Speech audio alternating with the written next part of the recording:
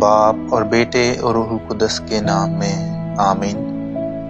ہمارے لیے آج کی تلاوت مقدس پطرس رسول کا پہلا خط، اس کا 5واں باب اور اس کی پہلی 4 آیات۔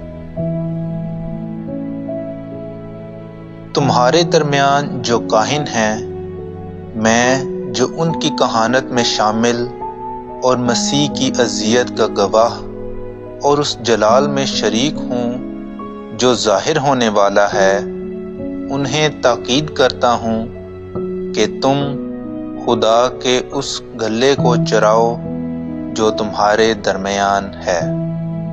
ناچاری سے اس کی نگہبانی نہ کرو، بلکہ خدا کی مرضی کے مطابق اختیار سے اور ناروا نفع کے لیے نہیں بلکہ دلی شوق سے۔ میراثوں پر حکومت جتانے والوں کی طرح نہیں، بلکہ گلے کے لیے نمونوں کے طور پر۔ اور جب پاسبان اعظم ظاہر ہوگا تو تم جلال کا نا کملانے والا صحرا پاؤ گے۔